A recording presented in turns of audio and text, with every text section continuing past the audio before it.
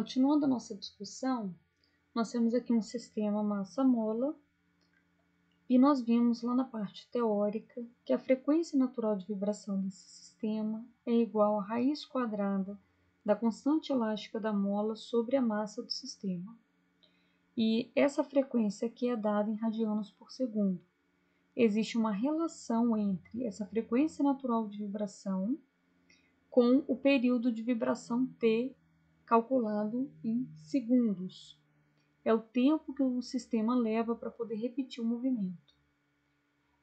A primeira atividade aqui está sendo a gente verificar o gráfico do movimento para os valores de massa igual a 10 kg, a constante elástica da mola igual a 4.000 Newton por metro, e como condição inicial, a posição inicial da massa, ou seja, a deformação adicional da massa, é de 0,01 metros, isso é igual a 10 milímetros, e a velocidade inicial dessa massa é igual a zero, ou seja, o sistema parte do repouso. Então, quando a gente tem essa situação, plotando o gráfico da posição dessa massa em função do tempo, nós temos essa equação aqui, que é uma função cosseno, tá? E com essas informações físicas do sistema, massa e constante elástica da mola, nós podemos calcular a frequência natural de vibração do sistema em radianos, a frequência natural de vibração em ciclos por segundo e o período de vibração, ou seja, o tempo que esse sistema leva para poder repetir o movimento, completar um ciclo. A equação do movimento vai ser dada por essa equação, né? X de t igual a 0,01 cosseno de 20t. Tá? Vamos continuar. O período de vibração é o tempo que a massa leva para repetir o movimento. Se aumentarmos a massa do sistema, substituindo essa massa por outra, o que você espera que aconteça com o período? Então, nós sabemos que existe uma relação aqui entre o período e a frequência natural. Se a massa do sistema ela aumenta, o que você espera que aconteça com a frequência natural? Por exemplo. E isso vai nos permitir fazer essa relação aqui com o período.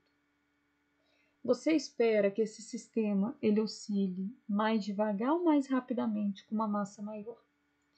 Então, vamos alterar a massa do sistema para 50 kg. Aqui são as características do sistema. Quando a massa é de 10 kg, quando a massa é de 50 kg, o que nós temos? Note o que aconteceu com o gráfico. O gráfico mudou. Nós temos agora um período maior, ou seja, com o aumento da massa, o sistema ele leva um tempo maior para poder repetir o movimento. Então, essa é a influência do aumento da massa no sistema. E se nós alterarmos o valor da rigidez para 200 Newton por metro? Então, aqui a constante elástica da mola passa a ser 200 Newton por metro. O que acontece? O período aumentou ainda mais. Nós temos, para aquelas mesmas condições, né, condições iniciais de posição, deformação inicial adicional da mola e a velocidade igual a zero de partida, nós temos agora um período maior, porque a massa é de 50 kg e a constante elástica foi reduzida para 200. Então, quando isso aconteceu, nós temos que, se a rigidez do sistema ela diminui, a frequência de vibração ela é menor. Veja aqui, ó. A frequência de vibração é igual à raiz quadrada da constante elástica da mola sobre m. Se a gente reduz essa constante elástica, nós estamos diminuindo a frequência de vibração. Ó, vamos pensar, se a rigidez do sistema diminui, o que acontece com a frequência? O que nós vimos?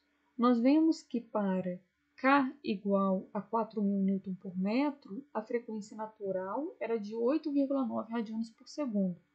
Quando nós passamos para 200, a frequência natural passou para 2 radianos, ou seja, com a diminuição da rigidez do sistema, da constante elástica do sistema, a frequência de vibração também diminui. Agora, vamos alterar o valor da posição inicial para 0,05 metros. Então, aqui nós vamos provocar uma deformação inicial da massa, da mola, maior. Nós vamos deslocar essa massa a 50 milímetros à direita dessa posição inicial, posição de equilíbrio do sistema. O que acontece? Vai ser a partir dessas condições iniciais que nós vamos determinar essas constantes da solução do sistema.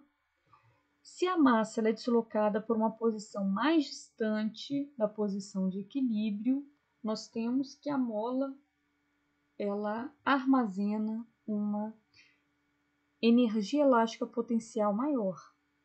Qual é esse efeito sobre o período e frequência de vibração? O que nós vemos aqui em termos de frequência e de período, que não há influência das condições iniciais.